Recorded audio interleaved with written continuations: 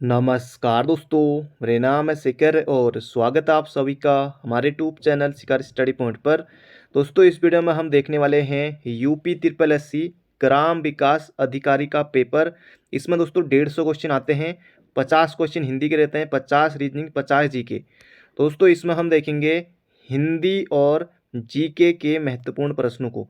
जो आपके लिए दोस्तों महत्वपूर्ण होगा वही मैं यहाँ पर आपको बताने वाला हूँ। तो चलिए दोस्तों, वीडियो की शुरुआत करते हैं और इसकी पीडीएफ भी दोस्तों आपको मिल जाएगी हमारे टेलीग्राम चैनल पर। डिस्क्रिप्शन में लिंक है, या फिर आप @शिखर स्टडी पॉइंट ये भी आप सर्च कर सकते हैं। टेलीग्राम पर आप आसानी से दोस्तों जुड़ सकते हैं। तो देखते हैं इसमें शुरुआत से हिंदी परिज्ञान एवं लेखन योग्यता। दोस्तों, शुरुआत में गद्यांश से पूछा गया है। फिलहाल हम गद्यांश से सीधे आगे बढ़ते हैं। ये गद्यांश आप पढ़ लीजिएगा। तो 4 क्वेश्चन दोस्तों ये गद्यांश से हैं। शुरुआत होती है अब यहाँ से। पहला प्रश्न है, निम्न में दीर्घ स्वर है। तो दीर्घ स्वर दोस्तों यहाँ पर उत्तर भी दिया ही हुआ है। तो दीर्घ स्वर हो जाएगा दोस्तों ऑप्शन नंबर बी। तो दीर्घ स्वर कौन सा है हमारा? तो ये हो जाएगा दोस्तों ऑप्शन नंबर बी। जो ई है ये हो जाएगा बड़ी ई, ये हो जाएगा दीर्घ स्वर। तो यहाँ पर कुछ ये जो एक्सप्लेन दिया हुआ है, आ, बड़ी ई और ऊ, बड़ा ऊ दोस्तों ये दीर्घ स्वर है। अ, ई, ऊ, री ये ह्रस्व स्वर हैं। ये भी आपको याद रखना एग्जाम में बनेगा। इसके अलावा ए, आई, ओ, औ ये दोस्तों संयुक्त स्वर है। ये है संयुक्त स्वर। दोस्तों, जो ये ए है ये बनता है अ और ई को मिलाकर। ये जो आई है ये बनता है अ और ए को मिलाकर, ये बनता है आई। और जो यहाँ पर ये ओ आप देख रहे हैं ये बनता है दोस्तों अ और ऊ को मिलाकर। ये बड़ा ऊ बना देंगे, छोटा ऊ बनेगा। और इसके अलावा ये जो औ है दोस्तों ये बनता है अ और ओ को मिलाकर। तो इसका संयुक्त दोस्तों आपको बता ही दिया है। बढ़ते हैं अगले प्रश्न की तरफ। इसीलिए दोस्तों ये संयुक्त स्वर है। तो संयुक्त स्वर आप समझ गए होंगे क्योंकि इनको विच्छेद करके बनाया गया इस तरह से। अगला है, निम्न में से अंत्यस्थ व्यंजन है। तो अंत्यस्थ व्यंजन दोस्तों ये हो जाएगा वो। य, र, ल, व दोस्तों ये होते हैं अंत्यस्थ व्यंजन। तो यहाँ पर भी दिया हुआ है, देखिए य, र, ल, व ये हमारे अंत्यस्थ व्यंजन होते हैं। इसके अलावा दोस्तों ऊष्म व्यंजन कौन कौन से होते हैं? देखिए स और ह ये होते हैं ऊष्म व्यंजन। इसके अलावा ग और जो स्पर्श व्यंजन है, जो यहाँ पर ऑप्शन में, यानी कि दोस्तों ग और जो स्पर्श व्यंजन है, क से लेकर मौ तक, क से लेकर दोस्तों मौ तक ये सभी के सभी स्पर्श व्यंजन है और इनकी संख्या होती है 25। तो याद रखेगा। अगला है, निम्न में से अल्प प्राण है। तो अल्प प्राण की दोस्तों ट्रिक यहाँ पर हम जानेंगे। महाप्राण कौन होते हैं उसे भी हम जानेंगे। तो निम्न में अल्प प्राण है दोस्तों ये हो जाएगा गौ। 1, 3, 5, 1, 3, 5 दोस्तों अल्प प्राण है और 2 और 4 हैं ये हैं महाप्राण। अल्प प्राण, प्राण दोस्तों यानी कि वायु, प्राण वायु, प्राण बोले तो वायु, और अल्प यानी कि कम। तो जिसमें दोस्तों कम वायु निकलती है दोस्तों ये हो जाएगी अल्प प्राण। तो गौ हो जाएगा अल्प प्राण। बाकी यहाँ पर दिया हुआ है, इसे देख लेते हैं। जिन व्यंजनों के उच्चारण में श्वास अल्प मात्रा में निकले और जिनमें हकार जैसी ध्वनि नहीं होती उन्हें अल्प प्राण कहते हैं। प्रत्येक वर्ग का पहला पहला ये दोस्तों जैसे पहला है, ये पहले वर्ग, जैसे क वर्ग का क पहला हो गया, चौ वर्ग का चौ पहला, टौ का टौ पहला, तो प, इस तरह से। इसके अलावा तीसरा ये सभी गो, जो, अंगो, दो, बो, तीसरा और पांचवा, सॉरी दोस्तों ये डो है, ये अंगो तो ये पांचवे में, अंगो, यो, डो, तो, मो दोस्तों ये सभी होते हैं हमारे कौन से? अल्प प्राण। और प्रत्येक जो अंत्यस्थ व्यंजन है, जो अंत्यस्थ व्यंजन है दोस्तों ये भी हमारे अल्प प्राण में आते हैं। तो ये भी आपको याद रखना है। यो, रो, लो, वो जो अंत्यस्थ व्यंजन है ये भी अल्प प्राण में आते हैं। अब दोस्तों यहाँ पर है घोष वर्ण कौन सा है? महाप्राण दोस्तों कौन से होते हैं? 2 और 4, 2, 4 महाप्राण होते हैं और 1, 3, 5 ये होते हैं अल्प प्राण। अगला है, निम्न में से घोष वर्ण कौन सा है? घोष और अघोष। घोष को ही दोस्तों सघोष भी कहा जाता है, बात एक ही है। तो इसका सही उत्तर हो जाएगा दोस्तों ऑप्शन नंबर ए, जो हो जाएगा हमारा घोष वर्ण। बाकी यहाँ पर एक्सप्लेन में दिया ही हुआ है। जो वर्ण घोष है। नाद की दृष्टि से जिन व्यंजन वर्णों के उच्चारण से स्वर तंत्रियां झंकृत होती है वे घोष वर्ण कहलाते हैं। तीसरा, चौथा और पांचवा, तीसरा, चौथा और पांचवा वर्ण दोस्तों ये होते हैं सभी के सभी हमारे क्या? घोष। इसके अलावा य, र, ल, व जो अंत्यस्थ व्यंजन है ये भी घोष वर्ण है, और जो ह है दोस्तों ये भी घोष वर्ण है। इसके अलावा सौ, सौ और सौ दोस्तों, ये जो तीनों सौ हैं ये दोस्तों होंगे कौन से, अघोष। ये अघोष होंगे क्योंकि हो यहाँ पर आ गया तो हो आएगा हमारा घोष में। तो इसका सही उत्तर हो जाएगा दोस्तों हमारा ऑप्शन नंबर ए। अगला है, निम्न में से ओष्ठ्य वर्णिक कौन सा है। तो ओष्ठ्य वर्ण दोस्तों हो जाएगा ऊ। इसके अलावा जो इसका बड़ा भाई है ये भी हो जाएगा कौन सा, ओष्ठ्य। और दोस्तों ये आ जाएगा कंठ में, ई से आगे दोस्तों ये आएंगे, छोटी ही हो या बड़ी हो दोस्तों ये तालु से ही होते हैं। और आ दोस्तों ये कंठी होते हैं। अगला है ऊ, ओष्ठ्य वर्ण है, यहाँ पर थोड़ा इसे देख लेते हैं। दोनों ओठों के स्पर्श से बोले जाने वाले वर्ण ओष्ठ्य वर्ण कहलाते हैं। ये देखिए छोटा भाई बड़ा भाई दोनों जो ऊ वाले हैं ये ओष्ठ्य हैं। इसके अलावा प वर्ग है, प फ ब भ, तो म इसके लिए दोस्तों ओष्ठ्य हैं। अ आ कंठी है, ये मैंने आपको बता ही दिया था, ई तालु वर्ण है। अगला दोस्तों योग रूढ़ है। योग रूढ़ दोस्तों हो जाएगा जलज, जैसे आएगा पीताम्बर, जलज दोस्तों ये होते हैं हमारे योग रूढ़ शब्द। पीला और पर दोस्तों ये रूढ़ शब्द है। दूध वाला दोस्तों ये यौगिक शब्द है। जलज दोस्तों यहाँ पर दिया भी हुआ है, जल धन जो का अर्थ है जल में उत्पन्न, किंतु इसे कमल का अर्थ लिया जाएगा, अतः जलज शब्द योग रूढ़ है। ऐसे शब्द जो यौगिक तो होते हैं किंतु अर्थ के विचार से अपने सामान्य अर्थ छोड़कर विशेष परिचायक हैं, तो दोस्तों ये कहलाते हैं क्या, योग रूढ़।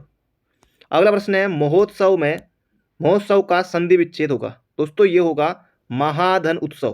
दोस्तों ये बनेगा महोत्सव। संधि कौन सी बनेगी दोस्तों, ये बनेगी गुण संधि। आगे यहाँ पर देख लेते हैं, महोत्सव का संधि विच्छेद महाधन उत्सव है और इसमें गुण संधि है। बाकी दोस्तों जो हमारा सिलेबस है उसमें दोस्तों फिलहाल समास नहीं है, लेकिन दोस्तों अब अगर आप उत्तराखंड में बीएड एग्जाम की तैयारी कर रहे हैं, चाहे गढ़वाल से हैं कुमाऊं से हैं, तो वहाँ ये है समास है। इसके अलावा आप कोई अन्य एग्जाम की तैयारी कर रहे हैं, एलटी एग्जाम की तैयारी कर रहे हैं, तो वहाँ समास है, तो इसलिए देख लेते हैं ना।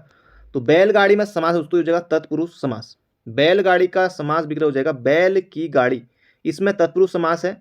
इस समास में उत्तर पद प्रधान है। अगला है आगमन में उपसर्ग है। क्या होगा दोस्तों यहाँ पर आपको बताना है, ये हो जाएगा आ। आगमन में उपसर्ग है। उपसर्ग दोस्तों शब्द के प्रारंभ में लगते हैं। यहाँ पर देखिए आगमन में आ उपसर्ग है। आ उपसर्ग का अर्थ है सीमा, और, समेत, कमी, विपरीत, तो इतने सारे अर्थ हैं। इस उपसर्ग से निर्मित अन्य शब्द जैसे आकाश में आ है, आकर्षण में आ उपसर्ग है, आरंभ में आ उपसर्ग है, आक्रमण में आ उपसर्ग है, आचरण में आ उपसर्ग है, आजीवन में दोस्तों आ उपसर्ग है। आजीवन में समास होगा अव्ययी भाव समास। अगला प्रश्न है, रसोईया में प्रत्यय है। रसोईया तो या तो होगा नहीं दोस्तों, रसोईया में हो जाएगा ये ऑप्शन नंबर बी वाला या। तो बढ़ते हैं अगले प्रश्न की तरफ, बाकी यहाँ पर ये दिया ही होगा। तो रसोईया दोस्तों या हो जाएगा, रसोईया में या पढ़ते देखिए। अगला है तत्सम शब्द कौन सा है। जहां पर भी दोस्तों आपको ये वाला छ दिखाई दे, ये 99% दोस्तों ये शब्द तत्सम ही आपको देखने को मिलेगा। ये ट्रिक है, भले ही आपको एग्जाम में नहीं आ रहा, ये वाला छ दिखाई दे आंख बंद करके आप टिक कर दीजिएगा, तत्सम ही होगा। बाकी गाय, गधा, घर दोस्तों ये तद्भव शब्द है। क्षेत्र शब्द तत्सम है, इसका दोस्तों खेत होता है। गधा, गाय एवं घर तद्भव है। गधा का दोस्तों तत्सम क्या होगा, ये होगा गर्धव। गाय का होगा दोस्तों यहाँ पर दिया हुआ है, ये हो जाएगा गौ। और इसके अलावा घर का हो जाएगा दोस्तों गृह, घर का हो जाएगा गृह, यहाँ पर ही दिया हुआ है।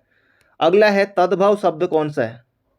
यौवन दोस्तों तत्सम है, निर्झर तत्सम है, स्थान तत्सम है, इस जीव दोस्तों ये हो जाएगा क्या, तद्भव। इसका दोस्तों जो तत्सम हो जाएगा ये हो जाएगा जीवा। आगे यहाँ पर देख लेते हैं, जीव तद्भव शब्द है, इसका तत्सम हो जाएगा जी, देखिए जीवा, ऑप्शन नंबर ये उसी हो जाएगा इसका सही उत्तर। अगला है, निम्न में से देशज शब्द है। गोबर, हल्दी, घोड़ा, कटोरा। दोस्तों ये कटोरा जो है ये हो जाएगा देशज शब्द। देशज बोले दोस्तों वे शब्द जो विभिन्न बोलियां या भारतीय भाषाओं से हिंदी में आए हैं या जिनका स्रोत अज्ञात है, उन्हें देशज शब्द कहा जाता है। जैसे जूता, कटोरा, खिचड़ी, पगड़ी, डिबिया, तेंदुआ, ये दोस्तों सभी के सभी शब्द हमारे कैसे हैं, देशज शब्द हैं। तो इन्हें याद रखिएगा जो यहाँ पर ये दिए हुए इतने, क्योंकि इनमें से भी प्रश्न आ सकता है। कौन सा विदेशी शब्द है, मध्य वचन, टिकट, मयूर। तो टिकट दोस्तों ये अंग्रेजी भाषा का शब्द है, देखिए टिकट है ना, अब हम लोग भी कहते हैं टिकट टिकट, तो टिकट दोस्तों ये अंग्रेजी भाषा का शब्द है। यह शब्द विदेशी भाषा का। मयूर हो जाएगा तत्सम शब्द, इसका तद्भव क्या होगा, ये होगा मोर। अगला है संज्ञा शब्द है, हरा, पतला, गहरा। दोस्तों सभा, सभा हो जाएगा संज्ञा, और सभा में भी कौन सी संज्ञा है? समूहवाचक संज्ञा है। जिस संज्ञा से वस्तु अथवा व्यक्ति का बोध हो उसे समूहवाचक संज्ञा कहते हैं। जैसे दोस्तों सभा हो गया, दल हो गया, गिरोह, गुच्छा, कुंज, मंडल। अब इनमें आ सकता है कि कुंज में इनमें से दे दिया कि कौन सा इनमें से समूहवाचक संज्ञा नहीं है। दल, सभा, गिरोह, गुच्छा, कुंज, मंडल, कोई और ऑप्शन दे देगा एग्जाम में, तो ये आपको याद रखने। अगला है निम्न में सर्वनाम है। सर्वनाम दोस्तों हो जाएगा कौन। कौन दोस्तों कैसा सर्वनाम है दोस्तों? ये प्रश्नवाचक सर्वनाम है, प्रश्नवाचक सर्वनाम है। बाकी ये यहाँ दिया होगा, देखते हैं। कौन सर्वनाम है किसी भी संज्ञा के स्थान पर प्रयोग किए जाने वाले विकारी शब्द सर्वनाम कहलाते हैं। हिंदी में कुल 11 सर्वनाम है। ये आपको बहुत ज़्यादा दोस्तों याद रखना है। हिंदी में कितने सर्वनाम हैं? तो 11 सर्वनाम है, कुल 11 सर्वनाम। और सर्वनाम के भेद कितने होते हैं दोस्तों? ये होते हैं 6 भेद, 6 भेद होते हैं। जैसे दोस्तों 11 कौन कौन से देखिए, मैं, तू, आप, यह, वह, जो, सो, कोई, कुछ, कौन, क्या। तो कौन था दोस्तों? कौन, क्या, ये प्रश्नवाचक में आ जाएंगे। तो बढ़ते हैं अगले प्रश्न की तरफ। विशेषण शब्द है, लड़कपन, कठोरता, उचित, घबराहट। तो उचित दोस्तों ये हो जाएगा विशेषण। उचित दोस्तों कैसा विशेषण है दोस्तों? ये गुणवाचक विशेषण है। आगे यहाँ पर देख लेते हैं। उचित शब्द विशेषण है, यह है गुणवाचक विशेषण है। जिस शब्द से संज्ञा की गुण, दशा, स्वभाव आदि लक्षित हो उसे दोस्तों क्या कहते हैं? गुणवाचक विशेषण कहते हैं। अगला है निम्न में प्रेरणार्थक क्रिया है। प्रेरणार्थक क्रिया है उठना, चमकना, देना, गिराना। तो गिराना दोस्तों हो जाएगा कौन सी क्रिया है? प्रेरणार्थक क्रिया है। देख लेते हैं, यहाँ पर दिया हुआ है। तो दोस्तों ये सब कुछ इसमें एक्सप्लेन भी दिया हुआ है।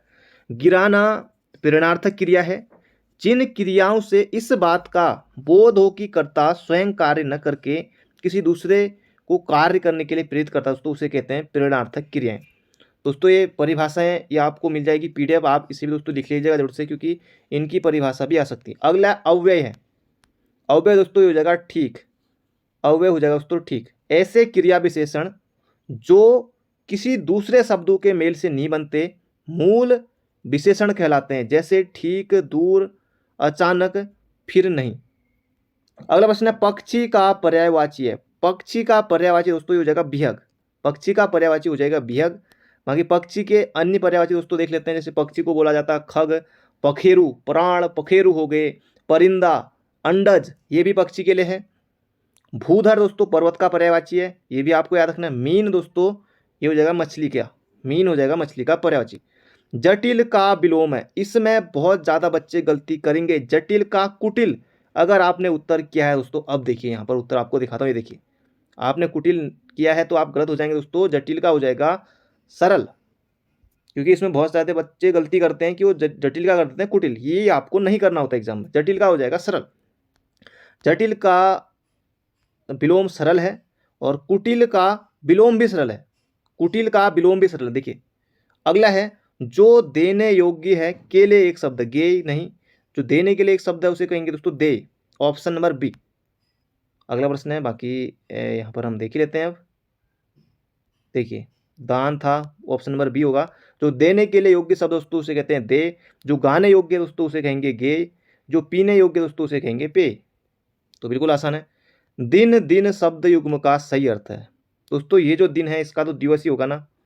तो देखिए ये दिन दोस्तों ये हो जाएगा दिवस, ये दीन हो जाएगा गरीब। तो ये हो जाएगा हमारा ऑप्शन नंबर ए, क्योंकि यहाँ पर आगे पीछे लिख दिया तो ये गलत हो जाएगा ना। तो ये हो जाएगा दोस्तों, जो दिन है ये हो जाएगा दिवस, ये हो जाएगा दीन, हो जाएगा बोले तो गरीब। तो यहाँ पर भी दिया हुआ है कौन सा शब्द अनेकार्थक शब्द है। तो अनेकार्थक शब्द दोस्तों साहस, पुस्तक, बालक, अंबर। अंबर दोस्तों ये होता है धरती सुनहरी, अंबर नीला। तो अंबर दोस्तों ये आकाश के लिए भी होता है, बाकी वस्त्र के लिए भी होता है। तो इसलिए दोस्तों अनेकार्थक शब्द है। बाकी देखिए वस्त्र हो गया, कपास हो गया, मेघ हो गया, ये सब दोस्तों अंबर के अनेकार्थक शब्द हैं। निम्न में से वर्तनी की दृष्टि से शुद्ध है। दोस्तों ये हो जाएगा परीक्षा। ऑप्शन नंबर डी परीक्षा। परीक्षा। पूज्य दोस्तों यहाँ पर ये गलत है, पूज्य गलत है, परिरक्षण गलत है, प्राण गलत है। अब इनकी दोस्तों शुद्ध वर्तनी यहाँ पर देखते हैं। देखिए पूज्य दोस्तों ये बड़ा होगा इस तरह से, परीक्षण दोस्तों यहाँ पर लिखा हुआ है, आज मेरे को लिखने की भी जरूरत नहीं है क्योंकि आज इसमें एक्सप्लेन दिया हुआ है। तो ये परीक्षण यहाँ पर है, प्राण इस तरह से होगा, ये देख लीजिए इनको। अगला है निम्न में से वर्तनी की दृष्टि से अशुद्ध है। तो वर्तनी की दृष्टि से दोस्तों अशुद्ध हो जाएगा। देखिए पारदेशिक बिल्कुल सही है, व्याप्त ऐसे लिखते हैं, माधुर्य ऐसे लिखते हैं, परमाणिक दोस्तों ये आपको लग रहा होगा ना परमाणिक तो सही है, लेकिन नहीं दोस्तों, ये होता है परमाणिक। देखिए यहाँ पर लिखा हुआ है, अब लिखने की जरूरत है नहीं आज, ये हो जाएगा परामाणिक। इस तरह से दोस्तों होता है। देखिए देखिए ये और ये अंतर है। ये दोस्तों ये आपको शुद्ध लग रहा होगा, लेकिन नहीं ये शुद्ध नहीं है। तो शुद्ध दोस्तों ये है परामाणिक, इस तरह से होता है। देखिए यहाँ पर जिसका शुद्ध ये हो जाएगा परामाणिक। तो ये आपको ध्यान रखना है विशेष रूप से। अगला है निम्न में अधिकरण कारक का परसर्ग कौन सा। अधिकरण में पर कर्ता ने कर्म को अपादान से। तो यहाँ पर दोस्तों ये दिया हुआ है, देखिए अधिकरण कारक का परसर्ग मैं पर होता है, कर्ता कारक ने कर्म को, और कारक चिन्हों को दोस्तों परसर्ग भी कहा जाता है ना, ये भी याद रखिएगा। और संप्रदान के को लिए, अपादान से अलगाव से होगा, अलगाव जैसे पेड़ से पत्ता गिरता है, अब पेड़ से पत्ता गिर गया तो ये लगेगा नहीं फिर से, है ना, अलग हो गया तो अलगाव में आता है। तो बढ़ते हैं आगे। अगला है दोस्तों, इसमें हम हिंदी और जीके ही देखने वाले हैं। अगला है पुल्लिंग शब्द कौन सा है। क्षमा, घटना, रीति दोस्तों स्त्रीलिंग शब्द हैं, और क्षेत्र जो है ये पुल्लिंग शब्द है, ऑप्शन नंबर सी। अगला प्रश्न है स्त्रीलिंग कौन सा है। गरिमा, गरिमा कई लड़कियों का नाम भी होता है, तो ऐसे समझ लीजिए कि स्त्रीलिंग होता है। तो गरिमा लड़की जो है स्त्रीलिंग, ऐसे समझ लीजिए। बाकी दुख, लेख, स्पर्श दोस्तों ये हो जाएगा पुल्लिंग है। गरिमा शब्द स्त्रीलिंग है, देखिए यहाँ पर भी, बाकी और पुल्लिंग है। किसका प्रयोग सदैव बहुवचन में होता है। दर्शन, लता, नारी, गाय। नारी का दोस्तों क्या हो जाएगा, बहुत सारी नारियां आ जाएंगी, गाय की बहुत सारी गायें आ जाएंगी, लता, लताएं।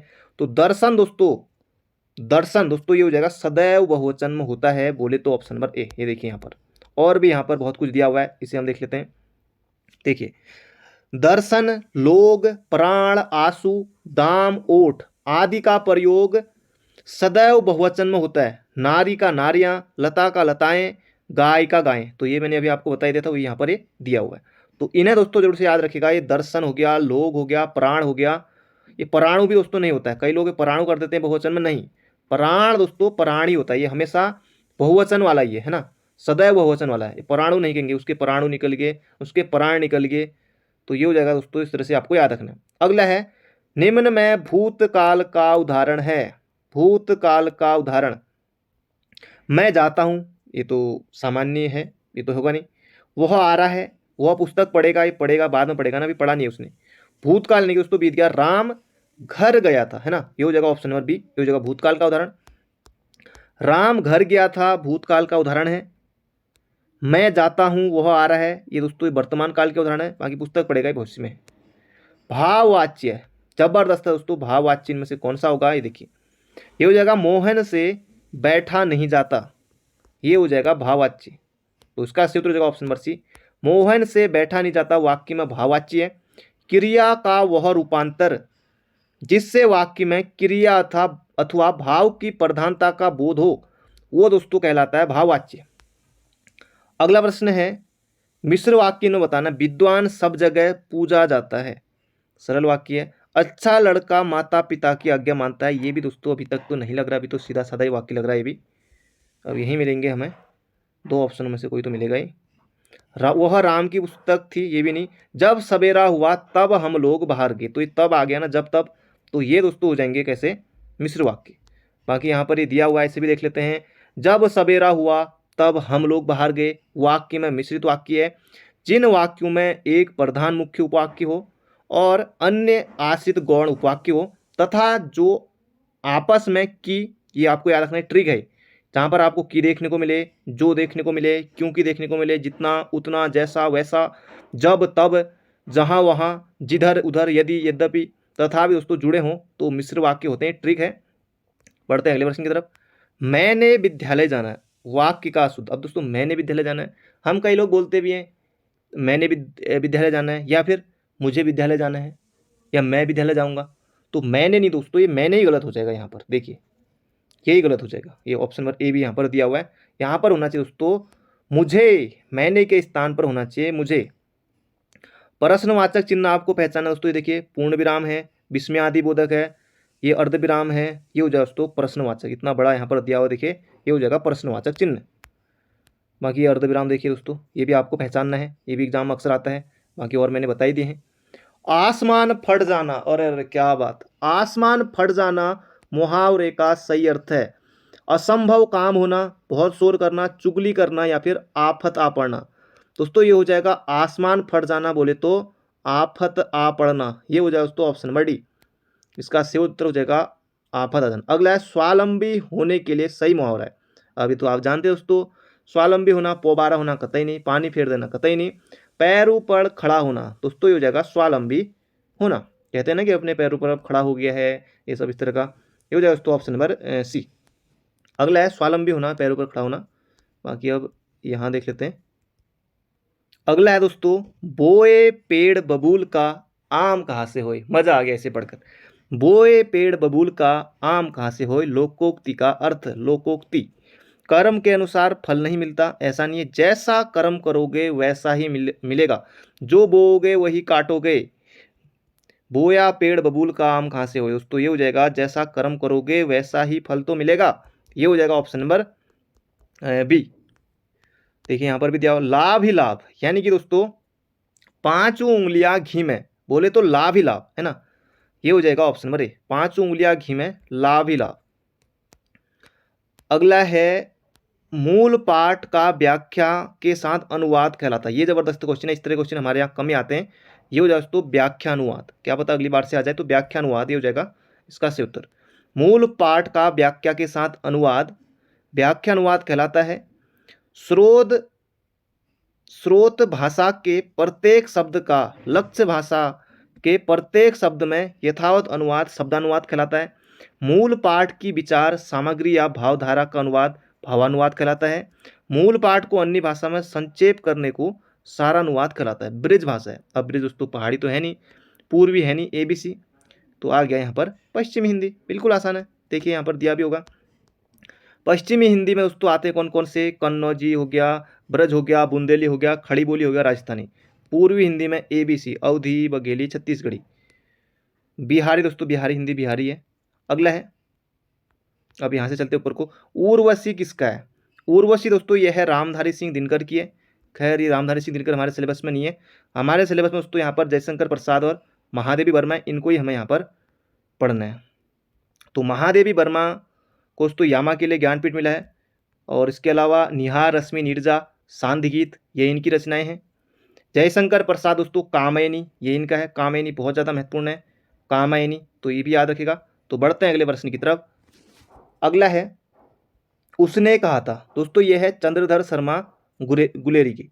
दोस्तों अगर आप B.Ed एग्जाम या अन्य LT एग्जाम या कोई प्रवक्ता एग्जाम या अन्य एग्जाम की कोई तैयारी कर रहे हैं तो वहाँ दोस्तों ये प्रश्न बन सकता है, बाकी फिलहाल हमारे सिलेबस में नहीं है। अगला है रीतिकालीन कवि कौन सा, दोस्तों ये है बिहारी, बाकी ये जयशंकर प्रसाद, निराला, सुमित्रानंद पंत, ये सभी हमारे सिलेबस में है। ये दोस्तों छायावादी हैं, जयशंकर प्रसाद, सूर्यकांत त्रिपाठी निराला, सुमित्रानंदन पंत, महादेवी वर्मा, दोस्तों ये छायावाद काल के। अगला है सूर सागर के रचयिता कौन है, दोस्तों ये हैं सूरदास, और सूरदास हमारे सिलेबस में बिल्कुल आपको पढ़ना है। तुलसीदास सिलेबस में। भक्ति काल की सगुण मार्गी कृष्ण काव्य धारा के कवि सूरदास जी की रचनाएं देख लेते हैं। देखिए सूर सागर, सूर सारा वाली साहित्य लहरी, ये इनकी दोस्तों रचनाएं हैं जो कि आपको बिल्कुल याद रखनी है। अगला है अमेंडमेंट के लिए सटीक हिंदी अनुवाद है, दोस्तों अमेंडमेंट ये हो जाएगा, इसका अर्थ होता है हिंदी में संशोधन, ये होता है संशोधन। अब दोस्तों यहाँ से पूछे गए हैं सामान्य जानकारी GK के क्वेश्चन, तो इन्हें हम देख लेते हैं जल्दी से। निम्न में से कौन एक प्राइमरी स्टोरेज डिवाइस है, दोस्तों ये हो जाएगा रैंडम एक्सेस मेमोरी, तो ये हो जाएगा रैंडम एक्सेस मेमोरी RAM, तो इसका सही उत्तर हो जाएगा ऑप्शन नंबर B, तो दोस्तों ये हो जाएगा रैम। अगला प्रश्न है कंप्यूटर का प्रश्न है दोस्तों, पूछे गए प्रश्न है निम्न में से कौन एक प्रोग्रामिंग सॉफ्टवेयर है, दोस्तों ये हो जाएगा विजुअल बेसिक, दोस्तों ये हो जाएगा प्रोग्रामिंग सॉफ्टवेयर है, तो माइक्रोसॉफ्ट द्वारा दोस्तों इसे विकसित किया गया था। अगला प्रश्न है कंप्यूटर के संदर्भ में जिस तरीके से कोई विरोधी सिस्टम में प्रवेश करता है और संभावित रूप से क्षति का कारण बन सकता है उसे कहते हैं दोस्तों अटैक सरफेस, यानी कि हमला सतह। Option number A. तो यहाँ पर ये दिया हुआ भी है, कंप्यूटर के संदर्भ में हमला सतह अटैक सरफेस वह तरीका है जिससे कोई विरोधी सिस्टम में प्रवेश कर सकता है और संभावित रूप से क्षति का कारण बन सकता है। दोस्तों जबरदस्त क्वेश्चन कंप्यूटर के पूछे गए हैं। सुरक्षा सेवाओं और गोपनीयता, डेटा अखंडता, इकाई के प्रमाणीकरण, डेटा मूल प्रमाणीकरण प्रदान करने के लिए गणितीय तकनीकों का उपयोग कहलाता है दोस्तों, ये कहलाता है क्रिप्टोग्राफी। अगला प्रश्न है, ये यूपी का है, ये हम देखेंगे नहीं। रामचरितमानस का कौन सा कांड या अध्याय सबसे छोटा है? दोस्तों ये है किष्किंधा कांड, ये आपको याद रखना। बाकी अरण्य कांड, सुंदर कांड, लंका कांड दोस्तों ये सभी में, क्योंकि 7 कांड है ना इसमें। रामचरितमानस दोस्तों गोस्वामी तुलसीदास की रचना है। बांसवाणी अवधी भाषा में दोस्तों लिखा गया है, अवधी में, ये भी आपको याद रखना है। अगला प्रश्न है, देखिए 7 कांड दोस्तों ये आपको याद रखने हैं। 7 कांड इनसे प्रश्न बन सकता है, बाल कांड, अयोध्या कांड, अरण्य कांड, और इसके अलावा किष्किंधा कांड, सुंदर कांड, लंका कांड, उत्तर कांड। तो 7 कांड हैं। एक बार एग्जाम में ये आया था कि रामचरितमानस में कितने कांड हैं, तो ये पूछा गया था, तो याद रखिएगा। अगला प्रश्न है, चोल अभिलेखों के अनुसार जैन सभाओं को दान में दिए जाने वाले भूमि को दोस्तों ये कहलाता था पल्ली छांदम, पल्ली छांदम। तो याद रखिएगा ऑप्शन नंबर सी। अगला प्रश्न है दोस्तों, बाकी ये देख लीजिएगा, पीडीएफ आपको मिल जाएगी।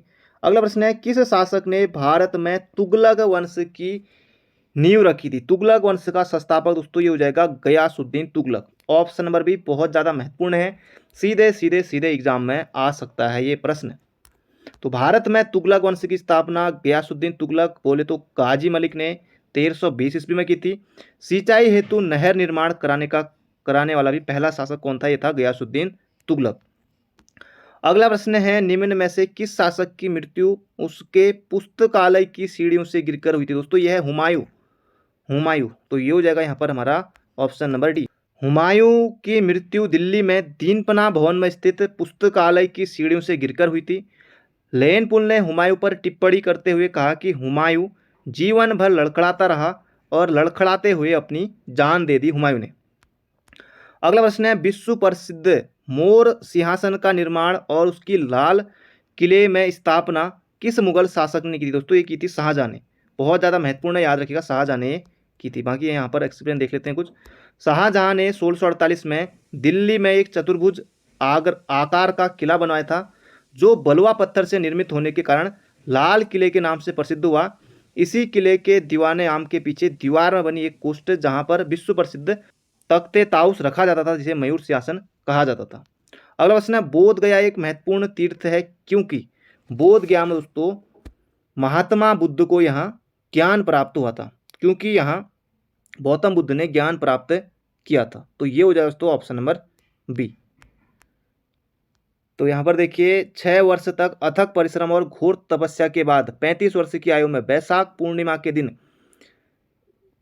पूर्णिमा की एक रात पीपल वट वृक्ष के नीचे निरंजना नदी के तट पर, या निरंजना या फाल्गु नदी के तट पर बोध गया बुद्ध को ज्ञान प्राप्त हुआ था।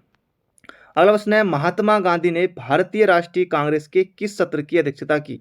दोस्तों ये की थी 1924 के बेलगांव कर्नाटक में पड़ता है। एक ही बार की थी इन्होंने। दिसंबर 1924 में बेलगाम कर्नाटक में हुए कांग्रेस के वार्षिक अधिवेशन की अध्यक्षता की थी महात्मा गांधी ने।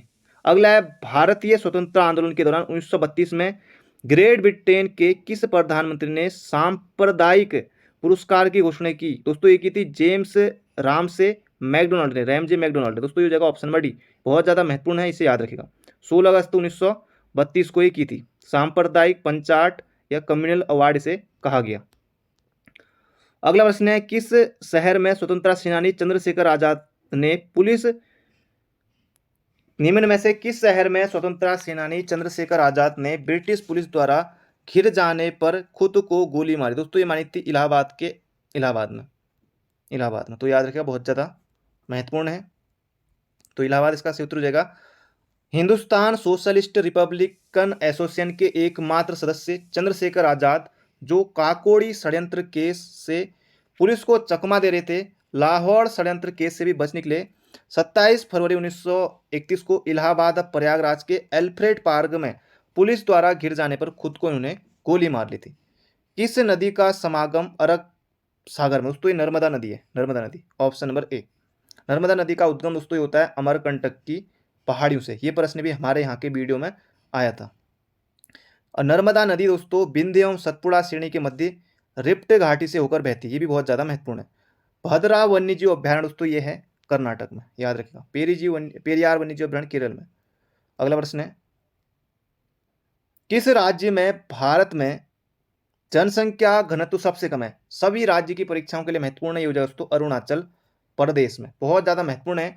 निम्न में से किस राज्य में भारत में जनसंख्या घनत्व सबसे कम है? दोस्तों ये हो जाएगा अरुणाचल प्रदेश। डेन्यूब नदी का उद्गम दोस्तों ये हो जाएगा किस देश में? तो जर्मनी में है, याद रखिएगा, बहुत ज़्यादा महत्वपूर्ण है। डेन्यूब नदी का उद्गम है जर्मनी में। डेन्यूब नदी मध्य यूरोप में बहने वाली एक नदी है। यह है जर्मनी के काले वन, दोस्तों जो ब्लैक फॉरेस्ट हैं ये कहाँ पाए जाते हैं? जर्मनी में पाए जाते हैं। काले वन के पहाड़ों में स्थित दोना उएसिंगन कस्बे के पास शुरू होती है और फिर दक्षिण पूर्व को बहती है। अगला प्रश्न है, क्षेत्रफल के आधार पर सबसे बड़ा महाद्वीप कौन सा है? बताने की जरूरत नहीं है, ऑप्शन नंबर सी एशिया महाद्वीप दोस्तों इसका सही उत्तर होगा। एशिया महाद्वीप क्षेत्रफल और जनसंख्या दोनों ही दृष्टि में विश्व का सबसे बड़ा महाद्वीप है, क्योंकि दोस्तों यही है चीन और भारत जैसे बड़े देश। अब भारत भी चीन को पछाड़कर अब हम लोग जाने वाले हैं चीन से भी आगे जनसंख्या के मामले में, क्योंकि रिकॉर्ड तोड़ जनसंख्या दोस्तों हमारे यहाँ बढ़ रही है, जो कि उत्तरी गोलार्ध में स्थित है। ये भी आपको याद रखना है। एशिया का क्षेत्रफल यहाँ पर दिया हुआ है। अगला प्रश्न है, चमेरा बांध किस नदी पर? दोस्तों यह है रावी नदी पर, हिमाचल में होगा ये। देखिए चमेरा बांध रावी नदी पर, हिमाचल में। अगला प्रश्न है, गैलेरस ज्वालामुखी किस देश में है? दोस्तों यह है कोलंबिया में, कोलंबिया। अगला प्रश्न है, थोसेघर वाटरफॉल कहाँ है? दोस्तों ये है महाराष्ट्र में। रामनाथ कोविंद भारत के कौन से राष्ट्रपति दोस्तों? 14वें नंबर के, 14वें नंबर के। बाकी फिर इसके बाद जो नए बने हैं द्रौपदी मुर्मू, ये 15वें है ना, याद रखिएगा। भारत के संविधान के अनुच्छेद 243 आई के अनुसार पंचायतों की वित्तीय स्थिति की समीक्षा के लिए वित्त आयोग का गठन किया जाता है। तो वित्त आयोग दोस्तों पंचायतों के लिए 243 के आई में है, ये आपको याद रखना है। वैसे वित्त आयोग दोस्तों किसमें? अनुच्छेद 280 में। पंचायतों के लिए वित्त आयोग अनुच्छेद 243 के आई में है। तो ये होता है दोस्तों हर 5वें वर्ष की समाप्ति पर पंचायतों के लिए वित्त आयोग का गठन किया जाता है, तो ये आपको याद रखना है। 73वां संविधान संशोधन 1992 के प्रारंभ से 1 वर्ष के भीतर यथाशीघ्र तत्पश्चात प्रत्येक 5वें वर्ष की समाप्ति पर वित्त आयोग का गठन करेगा, जो पंचायतों की वित्तीय स्थिति का पुनर्लोकन करेगा। अगला प्रश्न है, भारत के संविधान के अनुसार राष्ट्रपति के अध्यादेश अनुच्छेद 213 में दोस्तों कौन करता है? ये करता है राज्यपाल अध्यादेश जारी, और राष्ट्रपति करता है दोस्तों अनुच्छेद 123 में। तो अनुच्छेद 123 के तहत राष्ट्रपति अध्यादेश जारी कर सकता है और राज्यपाल अनुच्छेद 213 के अनुसार अध्यादेश जारी कर सकता है। भारत के संविधान का अनुच्छेद 123 राष्ट्रपति को किसी भी विषय पर अध्यादेश जारी करने का विशेषाधिकार देता है। राज्यसभा के मनोनीत सदस्यों की संख्या दोस्तों होती है 12। न जाने कई बार दोस्तों, न जाने कितनी परीक्षाओं में और कितनी बार ये प्रश्न आया होगा, तो हो जाएगा ऑप्शन नंबर 12। अगला प्रश्न है, राज्यसभा भारतीय संसद की ऊपरी प्रतिनिधि सभा है। राज्यसभा में वर्तमान में 245 सदस्य हैं, जिनमें 12 सदस्य राष्ट्रपति द्वारा मनोनीत होते हैं। राज्यसभा में 6 वर्ष के लिए राज्यसभा में सदस्य 6 वर्ष के लिए चुने जाते हैं, जिसमें से 1/3 सदस्य प्रत्येक 2 वर्ष में सेवानिवृत्त होते हैं। संविधान के अनुच्छेद 80 में राज्यसभा के सदस्यों की अधिकतम संख्या 250 निर्धारित है, जिनमें 12 सदस्य राष्ट्रपति द्वारा नाम निर्देशित या मनोनीत किए जाते हैं, जो साहित्य से होते हैं, विज्ञान, कला और समाज सेवा जैसे विषयों के संबंध में विशेष ज्ञान रखने वाले, व्यवहारिक अनुभव रखते हो। तो राज्यसभा दोस्तों होगी कितने में? अनुच्छेद 80 में। ये आपको ऐसे याद रखना है, सरला बहन है ना, सरला बहन। तो ये देखिए दोस्तों, 100 बोले तो संसद, सरला मैंने इसलिए लिखा है 100 संसद, ये हो जाएगा अनुच्छेद 79 में। सरला यानी कि 100 यानी कि संसद, अनुच्छेद 79 में ये हो जाएगा संसद। ये रॉ दोस्तों, ये रॉ हो जाएगा राज्यसभा, अनुच्छेद 80। ला ये हो जाएगा लोकसभा, अनुच्छेद 81 में। तो सरला, कई अभ्यर्थी यही क्रम भूल जाते हैं कि पहले लोकसभा है, पहले राज्यसभा है या पहले संसद है। तो ये सरला बहन आपको नाम याद रखना है, तो आप याद कर लीजिएगा। अगला है विधानसभा का सत्रावसान करने की शक्ति। तो राज्यपाल को विधानसभा का सत्रावसान करने की शक्ति दोस्तों ये प्राप्त है। बहुत ज़्यादा महत्वपूर्ण है, याद रखिएगा। ये देखिए यहाँ पर दिया हुआ, अभी इसे भी देख लेते हैं। भारतीय संविधान के अनुच्छेद 174 के अनुसार विधानसभा का सत्र आहूत, सत्रावसान और विघटन करने की शक्ति राज्यपाल में निहित होती है। किसी भी सत्र की अंतिम बैठक और आगामी सत्र की प्रथम बैठक के लिए नियत तारीख के बीच 6 माह से अधिक अंतर नहीं होना चाहिए। दोस्तों ये भी बहुत ज़्यादा याद रखने वाला प्रश्न है। और विधानसभा के प्रत्येक सत्र की प्रथम बैठक राष्ट्रगान से प्रारंभ होती है और सत्र की अंतिम बैठक राष्ट्रगीत से समाप्त होती है। विश्व बाघ दिवस, वर्ल्ड टाइगर डे, ये महत्वपूर्ण है दोस्तों। ये होता है हमारा 29 जुलाई को। विश्व बाघ दिवस, वर्ल्ड टाइगर डे, ये होता है 29 जुलाई को। 29 अगस्त को, या 29 अगस्त आने वाला है तो खेल दिवस उस दिन मनाएंगे। तो 29 जुलाई, ये बात क्या है, क्यों मनाया जाता है, देख लेते हैं। 29 जुलाई को विश्व बाघ दिवस मनाया जाता है। पूरे विश्व में बाघों की तेजी से घटती आबादी के प्रति संरक्षण के लिए जागरूकता बढ़ाने के लिए 29 जुलाई 2010 में रूस के सेंट पीटर्सबर्ग में बाघ सम्मेलन में प्रतिवर्ष बाघ दिवस मनाने का फैसला दोस्तों ये लिया गया था।